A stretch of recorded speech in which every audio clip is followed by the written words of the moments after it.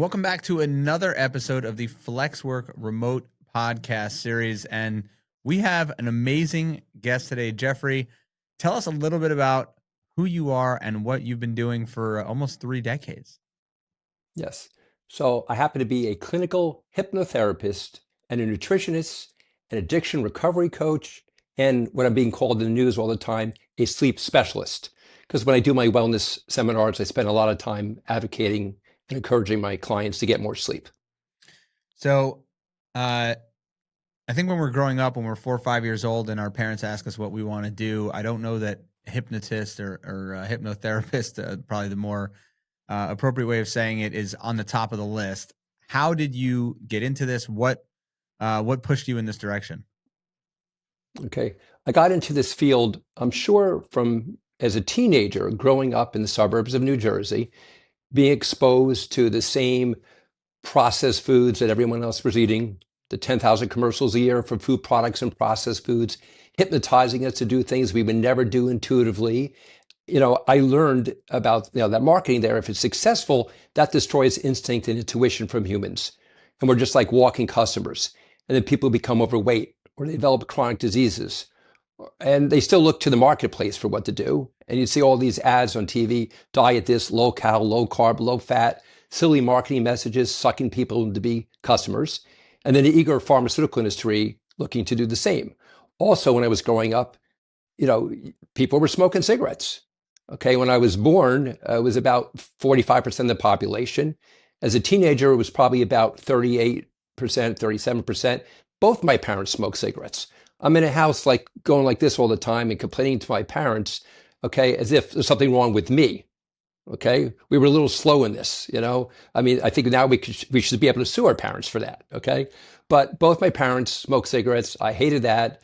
I started, I guess as a 16-year-old getting into nutrition just from reading a Muscle and Fitness magazine article about sugar at a Yogi Berra's gym in Wayne, New Jersey.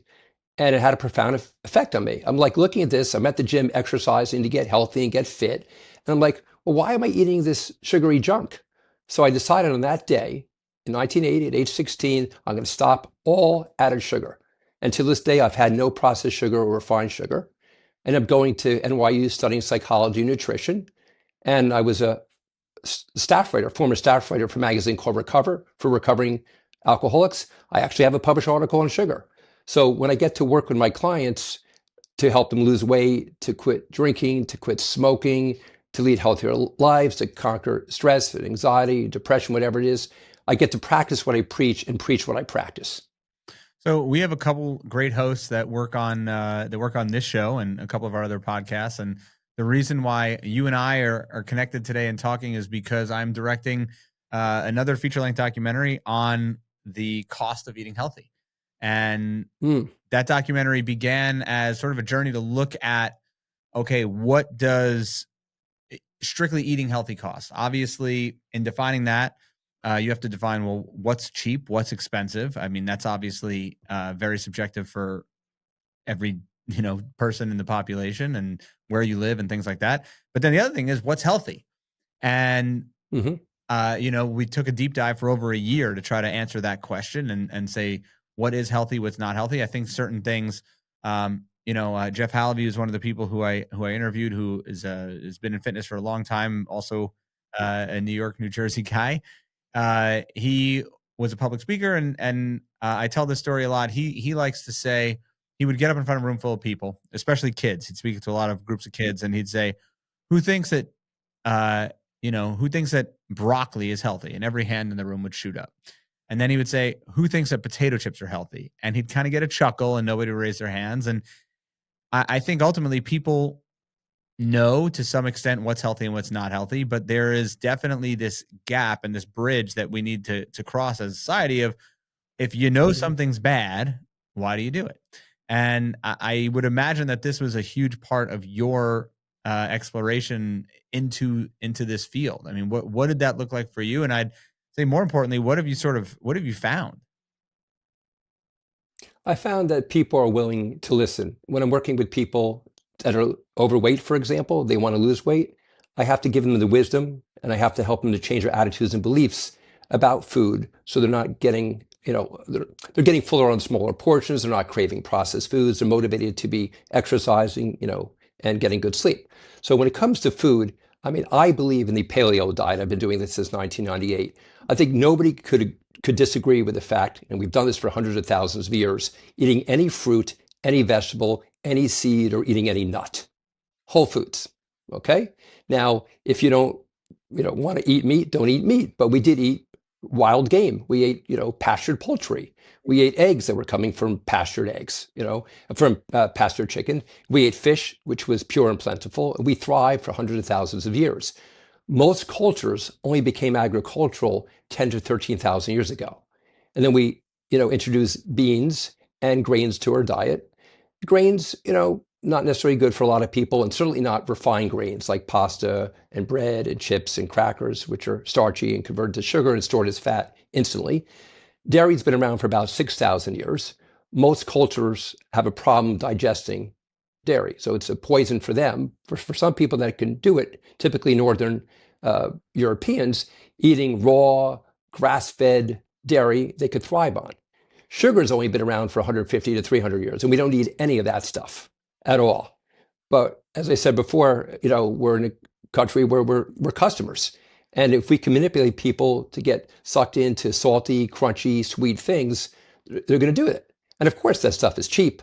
But I wouldn't say, you can't compare, let's say healthy food to that stuff, because it's not food. It's processed foods.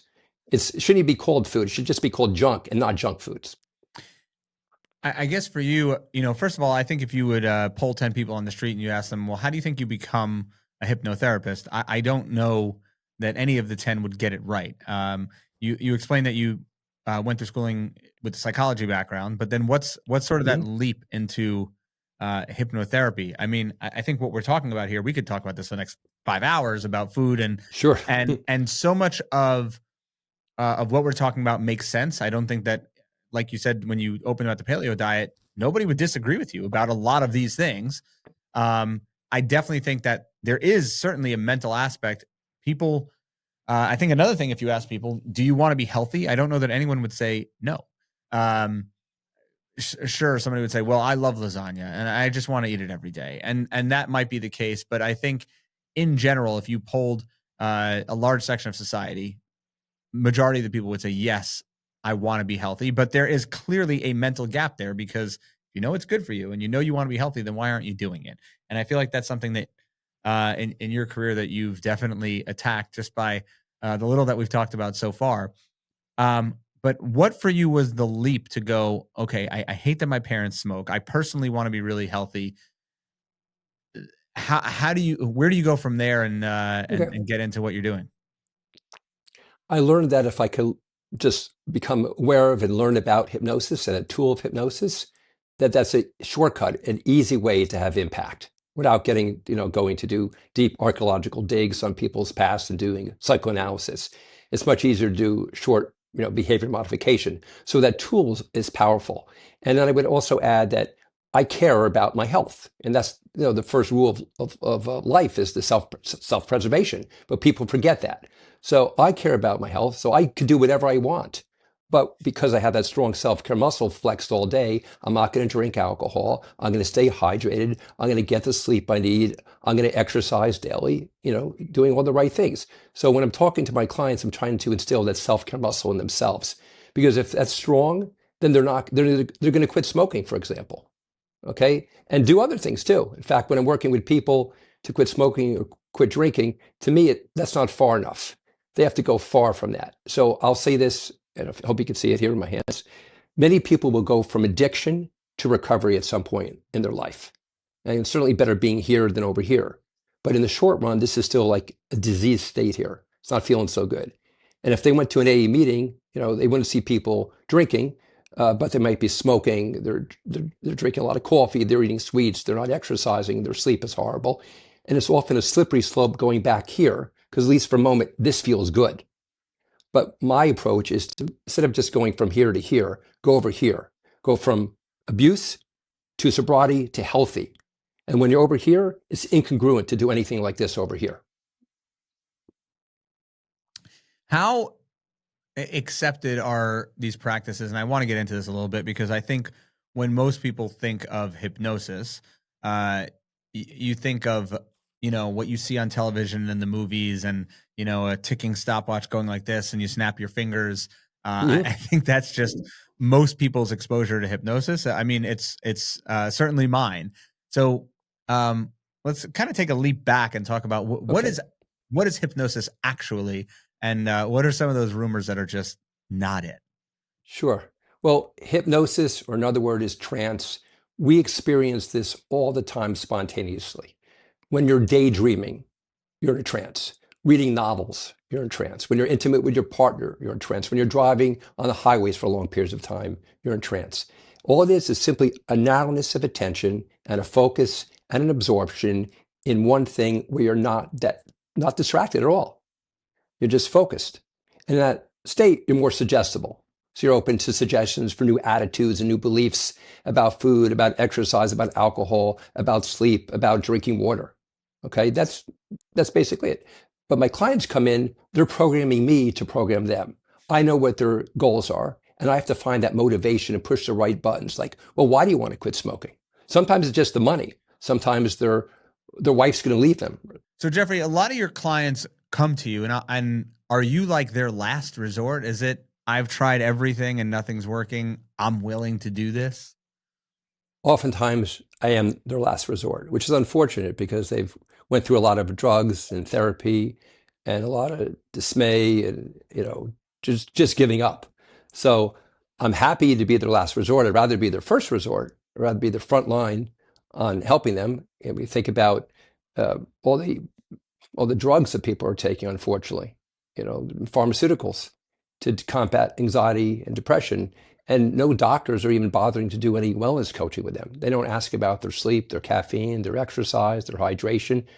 Doesn't seem like that doesn't matter. They got 10 to 15 minutes with their patient, and they're just going to diagnose, and then they're going to give them a prescription, which, even if it does help in the short run, it's going to have a lot of side effects.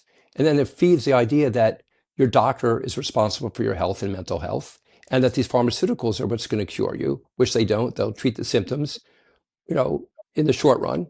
Some people, maybe it's severe and they need to have some medication. For most people, they should change their lifestyle first. So I like to be able to play that role for them.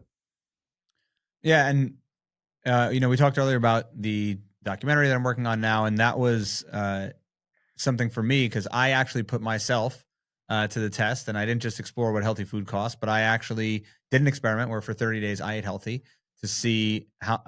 Originally, the thought was just to see how much it would cost. I was just looking for a dollar amount, but to test it, we I went, I had blood tests done, which I hadn't done in a very long time.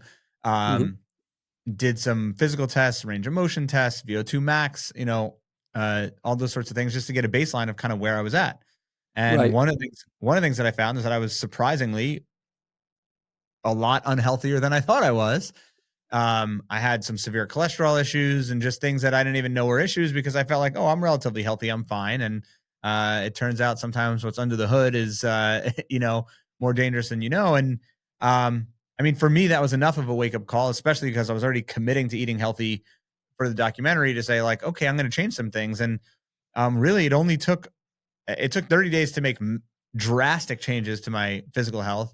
And at this point, it's been about, I guess, 75 days or so. And Hmm. I mean, everything about my physical health has changed. Everything about my attitude towards eating has changed. My attitude towards sleeping. As you could see, I'm, double arming with the with the fitness devices. And to me, it's not a bother at all. I think what you kind of brought at the top of this interview is saying that, survival is our uh, kind of key instinct and wanting to live a healthy life and not just wanting to make it as far as you can go or worrying about the last 20 years of your life being lived in misery. I mean, these are all things at this point that absolutely drive me, and I'm curious to know how you sort of get people there. What does your practice look like? What does it look like when you take in a new patient and kind of take them from where they are to where you want them to go? Okay. So a majority of my clients, they're referred by doctors or people I've already helped.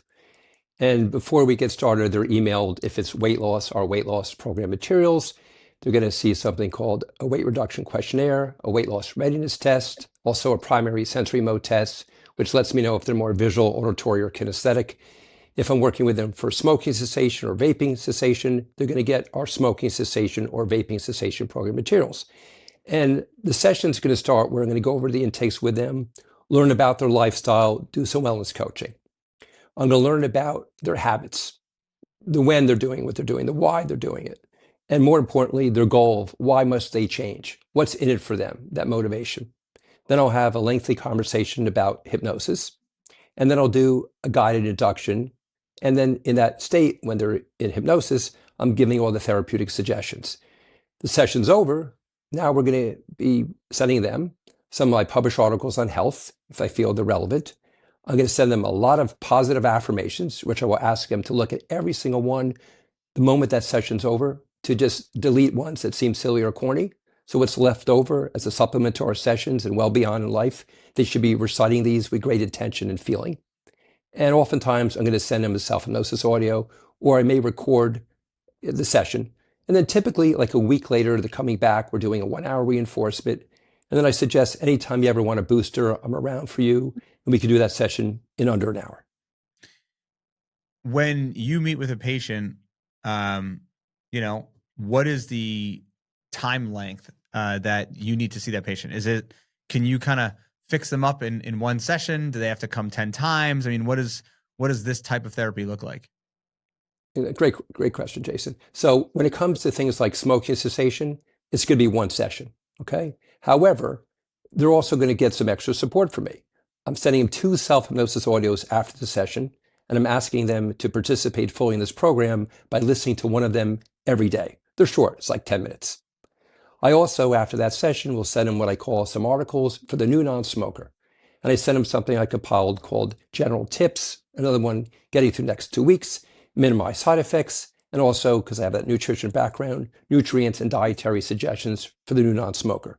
And to help support them, every week for 3 weeks, every month for 3 months, 6 months, 1 year out, I'm emailing them a congratulations and something supportive to read to let them know about the health benefits, the outcomes at this stage of their non-smoking life.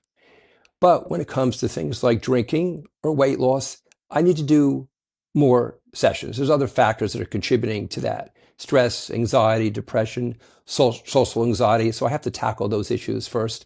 As a core, especially that first session, I'm focusing on self-esteem. Okay, and self-care is part of self-esteem. So if you're doing good things for yourself, you care more about who you are, and then it makes it easier to do other things better. And you can go farther and farther and farther. You can never have too much self-care. Okay, that's not confidence. This is self-esteem and self-care. I think one thing that a lot of listeners and viewers of this show would want to know is, what does the success rate look like? Certainly when you're talking about smoking and drinking, especially smoking, these are things that people try to quit all the time and they end up going back.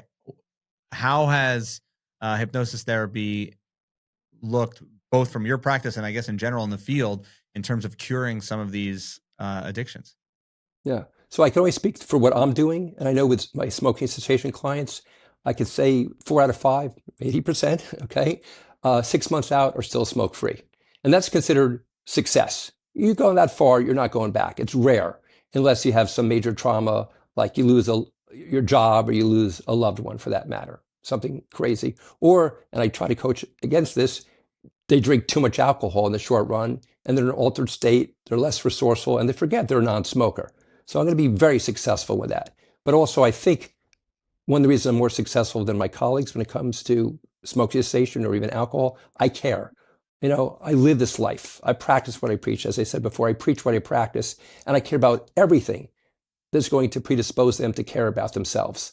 So that substance that they shouldn't be using, they're not using anymore. Okay? You could go to AA meetings and, you know, that could be beneficial. You're also going every single day for your life. Okay? And I was speak at some AA meetings from time to time, and just to let them know, okay, it's wonderful that, you know, you're not drinking alcohol, but have you ever thought about that coffee you're drinking 2 or 3 cups every day and giving you elevated cortisol and having you crave sugar and interfere with your sleep quality? In fact, I'm very big on sleep, both on a micro level, but also on a macro level. I'm working to get the high schools to start later in the morning. That's That's definitely an interesting. I'm sure all the high school students would appreciate coming into school a little later.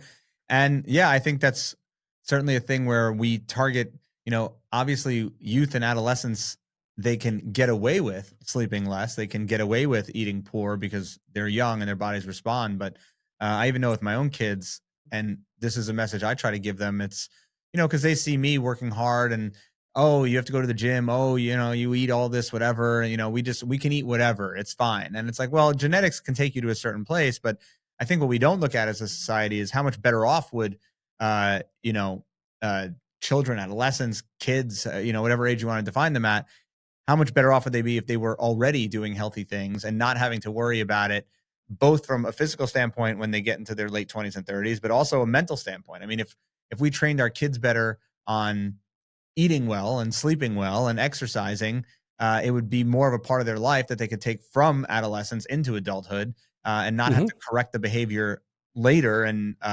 not uh, use genetics as an excuse to kind of get through the first 20, 25 years of their life. As the old adage goes, youth is wasted on the young. Hmm. Hmm. No, well said, but I'm going to push back at one point because just because they're younger, they're not getting away with it. They cannot. Teenagers, unfortunately, they'll need 9 hours sleep to 23, 24, 25. And in our nation, they're getting closer to 7 hours sleep because the high schools start too early. Now, they shouldn't be looking at screens and having lights on close to bedtime, but because the hormones are changing, the sleep-wake cycle shifts, teenagers, once they get 16, 17, 18, might not be able to fall asleep before 11 o'clock, even if they're practicing optimal sleep hygiene, which I try to encourage them to do. They need 9 hours sleep, yet the average start time in America is 8 a.m. And the American Academy of Pediatrics, CDC, recommended no high school start before 8:30. That was 10 years ago. So I happen to be the legislative coordinator for an organization called Start School Later, and we're trying to push this. California passed the law. I'm working on New York, New Jersey. Bobby Kennedy Jr. is a friend of mine, so he's at the helm of HHS now. And I'm very active in the whole Make America Healthy Again movement, specifically the MAHA PAC, Political Action Committee, and the MAHA Institute, because they're doing great work to get our country healthy again. So I get to play a role on a macro level, not just one-on-one, to help my clients and help Americans to get healthy. What are some of the other things, now that we're talking about that, some of the other things that you're seeing as general trends that we're just absolutely missing the mark on? Getting the seed oils out of the foods, shaming the restaurants, shaming the food manufacturers that are not using healthier oils. So that's certainly happening right now. Regenerative farming. Okay, so we're going to have greater sources for organic food, which would be wonderful. The SNAP program. Okay, I mean, I'm appalled sometimes here in Manhattan, if I'm up in Harlem or any supermarket, not the high-end Whole Foods, you see people online buying chips and ice cream and soda and crackers and cookies, and then you see them paying with their benefits, okay, the SNAP program. So in a sense, our tax-paying dollars are going to subsidize obesity and diabetes and keep insurance costs higher for everybody else. Okay, so we actually have now, with Bobby Kennedy at the helm there at HHS, we're changing the climate now where we're working on this on state levels, hopefully, and also on a federal level, to make these changes right now, to incentivize healthier living, which I've been doing for my whole life, my whole career, making Americans healthy. Now we're doing it from the top down too and changing the environment, which I'm so pleased about. And let's talk, kind of dive back into the micro level, and kind of what you're doing one-on-one. And again, some of these, coming into this interview, I was so excited to talk about some of these things that I've seen, that everyone has seen.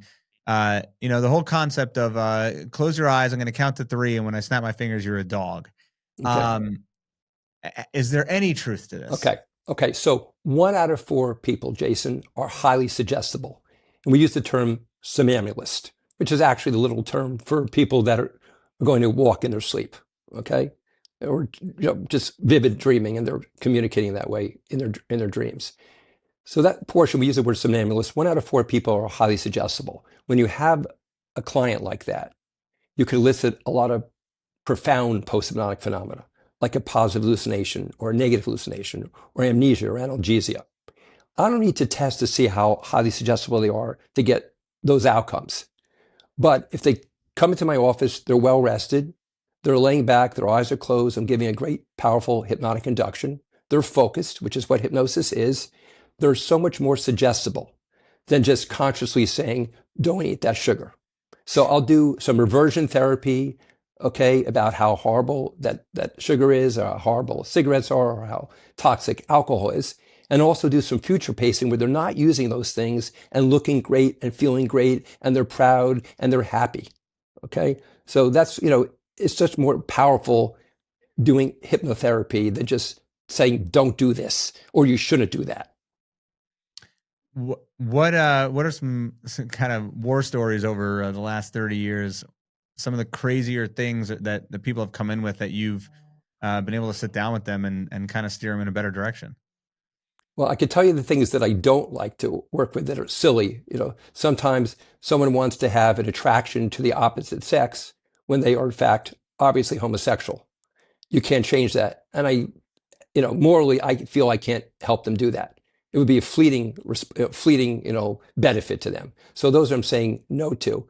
But I love when I'm working for people for public speaking confidence, where they were not so comfortable to be speaking to a group of 3 or 4 people in a boardroom, and now they're speaking to 1,000 people and giving their presentation. So that's very, very satisfying, and I find that to be a profound benefit from doing hypnosis. How do you get somebody there, with that kind of fear? Well, first of all, they have to come in wanting to change. They have to see that continuing to live that life out of fear and have this phobia, okay, it's not going to work for them. And if they want advancement in their life, especially in the corporate world, public speaking is so critical. It's so important. You have to get better at that. I mean, businesses are funded because of good pitches. Hollywood films are made because of good pitches. You have to have that confidence. So it's like a core, for them. So I'm going to work on their self-esteem. I'm going to work on their self-confidence. I'm going to have them visualize and imagine themselves being in front of that large group, presenting with great confidence and people clapping. The subconscious mind doesn't know the difference if you're imagining something or it's happening. So the more they could just keep doing that on their own, even doing self-hypnosis at home, closing their eyes, having them count down from 10 down to 1, and just imagine themselves doing exactly the way, doing the right thing. I love that. And so, in the field that you're in, we like to talk a lot about disruptors. Mm-hmm. Do you feel that what you're doing is disrupting?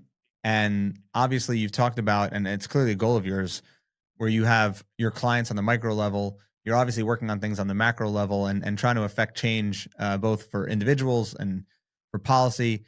Do you find what you do to be a disruption to the medical industry? Do you feel like you're aligned with where we are? Mm-hmm. What's sort of the state of that? Well, I look at it, my role, I'm de-hypnotizing people from the things that they're doing, the bad habits. So our country and New Zealand are the only countries that you could advertise pharmaceuticals directly to the public. Now, Bobby Kennedy's working on stopping that. That's going to be wonderful because that's what we're up against. You talk about disrupting. The pharmaceutical industry wants more customers, so they love people that are sick. And then we also have the food product industry, as I talked about earlier on in our interview. They're able to advertise. They're able to get people addicted and sucked into eating these things. And I have to dehypnotize them to say, okay, no, you care so much about yourself. You value health. You want to feel good. You want to look good. You see those commercials from now on, you laugh. I've done that with my daughters. They're doing critical thinking. They're watching a commercial on TV. We laugh about it. And we talk about, I say to both my kids, so what are they trying to get you to do right now? Okay. Do you think you should be doing that? They'll say no. Okay. Is it wise to do this? Of course not. But this is the country we're living in. So I love it to be a disruptor to this macro environment, in America where we're customers to these horrible industries. Along the lines of that, if we could play some, hypothetical games, if you could sit down with everyone on Earth, for 60 minutes and do a session with everyone on Earth, what change do you think you could affect immediately societally? I would say self-care would be the best thing. To focus on health and healing and making that a priority. I love the word priority because here in New York, we have a lot of very successful people. They've done a great job of creating wealth. When they come to see me, I'm getting them to focus on health. And I have them imagine on their deathbed like most people on their deathbed, are never going to say, I should have worked longer. I should have made more money. They're always saying, I should have taken better care of my health. So I say, okay, now you're not 85 anymore. Let's go back to your age. Okay, you're 55 years old. What can you do right now? Okay, where the old 85-year-old man who hadn't made those changes, who has cardiovascular disease or cancer, what can you do today to make that difference so that you're not living to 85, you're living to 98, for example, which we could do if we're healthy. And as far as, the future and technology and where we are, obviously there are hypnosis apps that are coming out now. Does this stuff work, with that sort of level of kind of removing the personal one-on-one experience, or is it just capitalizing on something that people think might help? No, I definitely think self-hypnosis audios have a role, more as like reinforcement, okay? But it's nothing like connecting with another person and they're sharing with you their challenges, and they know that you care and you're listening, okay? So as I said before, they're programming me to program them. It's not a generic audio. And typically I will tape a second session or a third session, which are shorter. It's also a shorter hypnotic induction, and that serves as a reinforcement. So they're not dependent on me. My business model is to get the best results for my clients in as few sessions as possible. Then they refer me to other people. And that's how my practice keeps going. Do you think that your self-interest in the topic that you do, I mean, everyone says do what you love and you'll never work a day in your life. This is clearly Yes. something that you love. You're not only passionate about uh, the career and the ability that you have to work with people, but also what you're working with them about. This is something for you that came from literally you didn't like your parents smoking. So how can I Mm-hmm. make other people not do it? I mean, it's such an obvious career choice. I'm sure you're very much in love with what you do for a living. That's What an understatement. what do you think for you? What about your personality?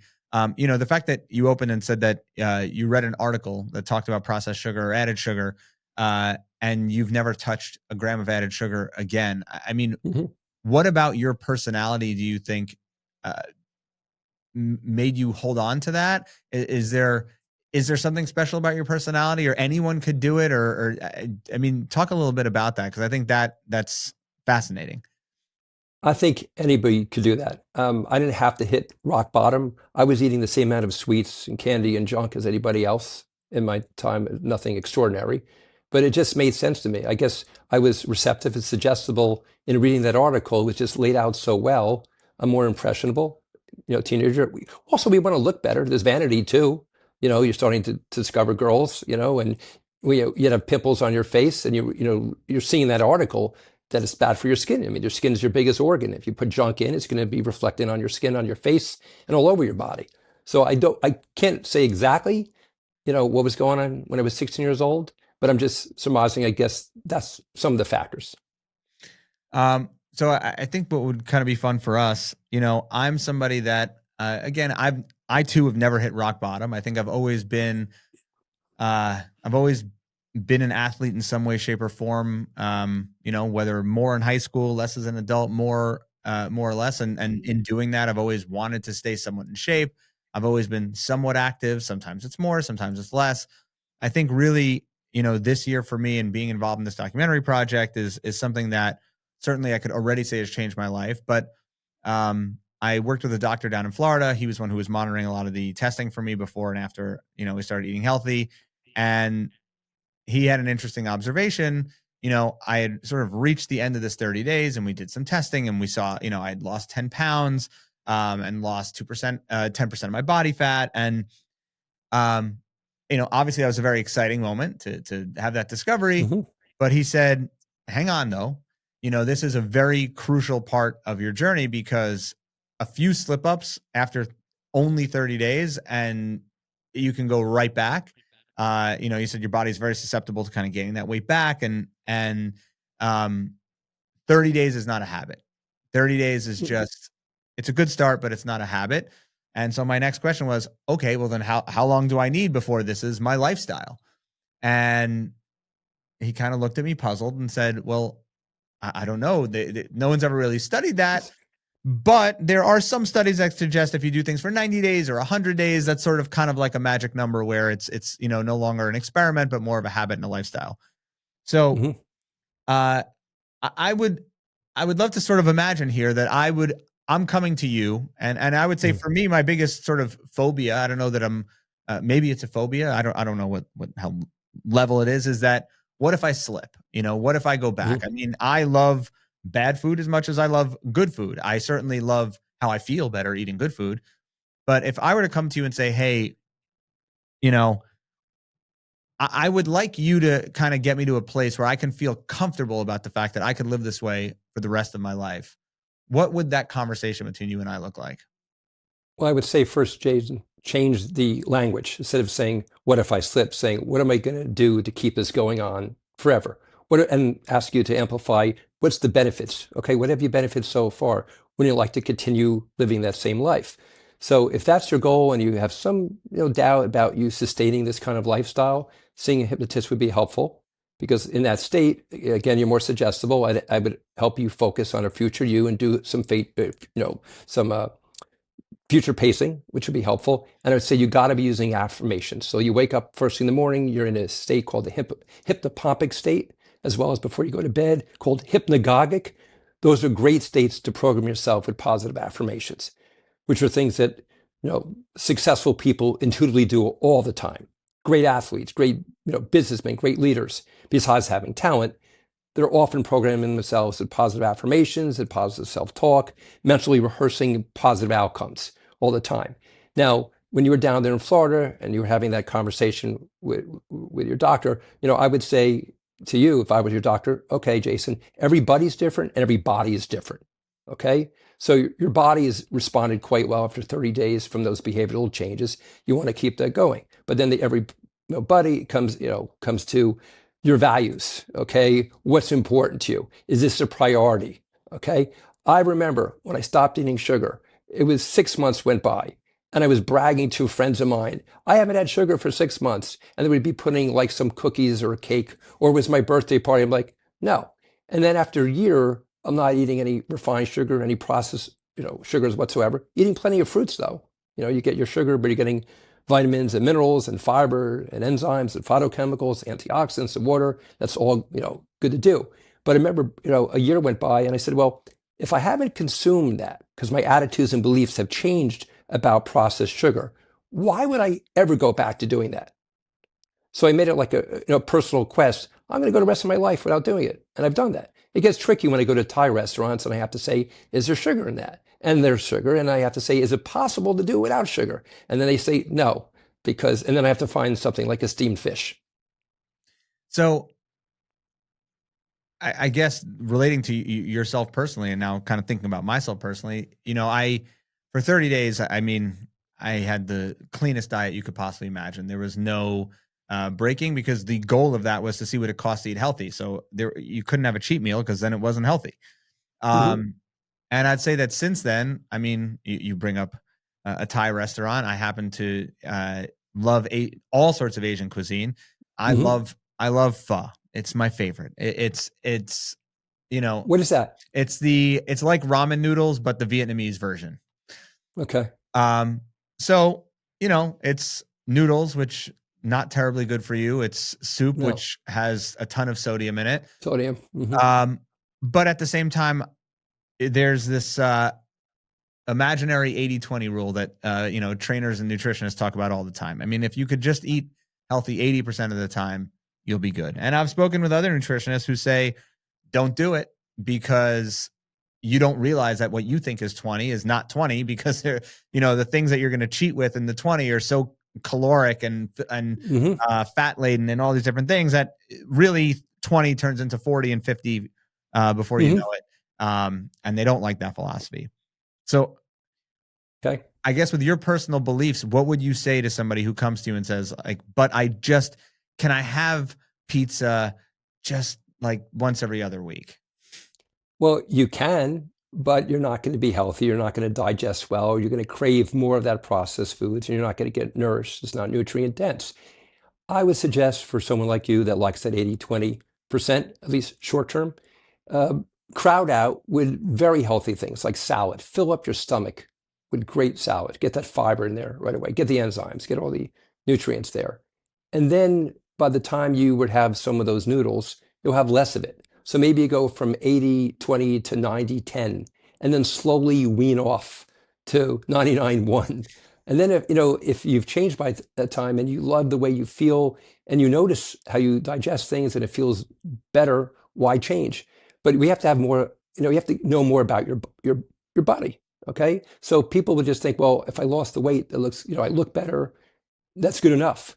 But maybe another thing you should consider is digestion. Are you eliminating easily? Because that's a great barometer of health as well. Do you have more energy because you're eliminating better? And you're drinking water throughout the day. You're crowding out some meals by drinking water, because oftentimes we're eating when we're actually thirsty and we're missing that signal. We're missing that cue. Let me get some water too. Yeah. Make America healthy again.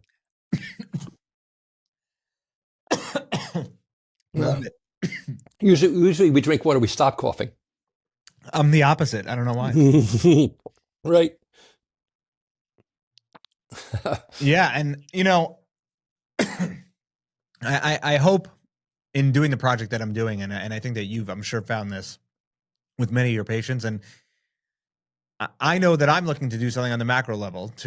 I've worked on myself, and I'm putting a project together that I'm going to put out, obviously publicly, so that hopefully the masses and people that I don't know and that I won't interact with on a personal level can see what I've done and make that, internalize it and make it a part of their journey. I mean, there are so many things that I learned along the way. I had no idea that Kraft Foods was owned by Philip Morris. Right. To think that two of the largest food companies in America are owned by tobacco companies is crazy. And some people know that, and a ton of people don't know that. Right. And I think that just as a fact makes you really think about the food that you're eating. I think anyone that does any bit of research understands that the food industry is not here to make us healthy. They're here to make money. That's not like breaking news.